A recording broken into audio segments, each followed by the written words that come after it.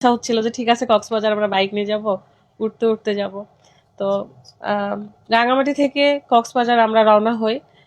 উম, খুব ভালোভাবে গিয়েছি, অনেক স্পিড ব্রেকার। সবাই হয়তো জানে চট্টগ্রাম থেকে কক্সবাজারের রাস্তাটা কত ভয়ানক বা কত স্পিড ব্রেকার থাকে। তো যাওয়ার সময় আমাদের আল্লাহর রহমে কোনো সমস্যা হয়নি। কক্সবাজার 3 দিন কাটালাম, খুব ভালো আনন্দ করেছি আমরা।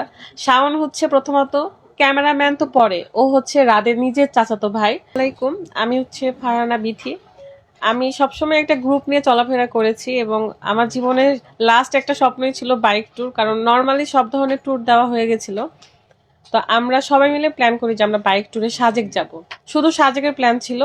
সাজেক থেকে পরে আমরা 17 ঘন্টা প্রায় জার্নি করে সাজেকে যাই, কিন্তু 17 ঘন্টার পরে আমরা না হলে 1 ঘন্টা পর পর রেস্ট নিয়েছি। আমরা 1 ঘন্টা পর মানে পর আমরা 30 নিজেদের উপর মিনিট 20 খুব মিনিট করে কেয়ার rest করতাম আর নিই। কি। তো রেস্ট নিয়ে নিয়ে আমরা 27 ঘন্টা জার্নি করে সাজেকে যাই এবং সাজেকে খুব ভালো সময় কাটিয়েছি। তিন দিন ছিলাম। 3 দিন পর আমরা সাজেক থেকে রাঙামাটি আসি। দেখেন সাজেকের এত উঁচু নিচু পাহাড়, সবাই কিন্তু জানে যে কত বিপজ্জনক সেই রাস্তাগুলো। তারপরেও আমরা আল্লাহর রহমতে খুব সুন্দর করে গিয়েছিলাম এবং খুব ভালোভাবে এসেছি।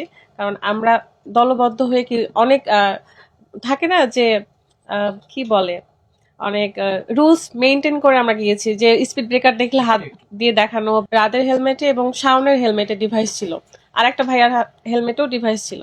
তো সবার সাথে সবার কানেক্ট থাকতো। তো যাই হোক, সাজেকের ট্রিপটা খুব সুন্দর হয়েছে। তারপরে সাজেক থেকে আমরা রাঙামাটি আসি, রাঙামাটি 2 দিন ছিলাম। তারপর রাঙামাটি থেকে হঠাৎ করেই সবাই প্ল্যান করে যে এখান থেকে তো কক্সবাজার কত কিলো ছিল, 180 কিলো না, 190 কিলো।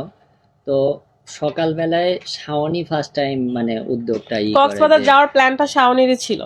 কারণ ও প্রথম বলছিল যে ভাইয়া বাইক ট্যুরে তো কখনো আর আসবো না, কারণ আমাদের এটা প্ল্যান ছিল যে বাইক ট্যুর এটাই প্রথম, এটাই শেষ, এত দূরে আর কখনো আসবো না। তো ও বলছিল যে হয়তো কক্সবাজার অনেকবার যাব কিন্তু বাইকে করে আর কখনো শাওন আসা হবে আমি না। এই কারণে যেহেতু অল্প কিলো ছিল আর কি, 190 কিলোর মতো। তো এই কারণে আমরা প্ল্যান করেছি ঠিক আছে শাওনের ইচ্ছাটা পূরণ করা হোক। তখন আমরা আর আমাদেরও ওই কথা শুনে ইচ্ছা এবং ও একটু পরপর আমাকে ভাবি ভাবি বলে ডাকে। ও আমার সন্তান সমতুল্য ছিল। ও জানে যে আমি তাকে কত ভালোবাসি বা তার ফ্যামিলিও জানে যে আহ, সে আমাদেরকে কত ভালোবাসে। তো যাই হোক, কক্সবাজার ট্রিপ শেষ করলাম করে আমরা ঢাকার উদ্দেশ্যে রওনা হচ্ছিলাম। ঢাকায় 1 রাত থাকার কথা ছিল, কিন্তু কক্সবাজার থেকে চট্টগ্রাম আসার কত কিলো আসছিলাম, 60 কিলো। টোটালে আসছিলাম 100 কিছু, মানে চট্টগ্রাম বাকি ছিল হচ্ছে 57 কিলো। হ্যাঁ, এরকম ছিল। তো যাই হোক, আমরা সবাই আবার সেই রুলস মেনটেন করে আসার পথে 7টা বাইক ছিল আমাদের আসার সময়। আর যাওয়ার সময় কতটা বাইক ছিল, 8টা। হ্যাঁ, 8টা। কারণ মাঝখানে রাঙামাটি থেকে অলস পরিবার ওই ভাইয়া আপু চলে যায় বাসায়, ওদের একটা প্রবলেম ছিল।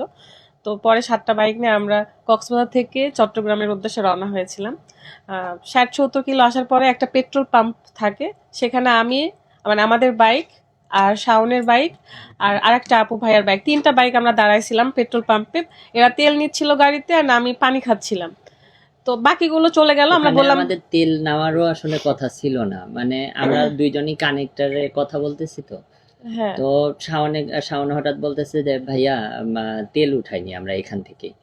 তো আমি বলতেছি যে তেল আছে, তো বলতেছে তাহলে একটু চাটাও খাওয়া হবে নি, তাহলে আমরা একটু দাঁড়াই। তো আমরা দাঁড়ালাম, দাঁড়ানোর সময় আমাদের পিছনে আরো 2টা বাইক আসছিল, সন্দীপের একটা আর আরেকটা হচ্ছে শামীমের।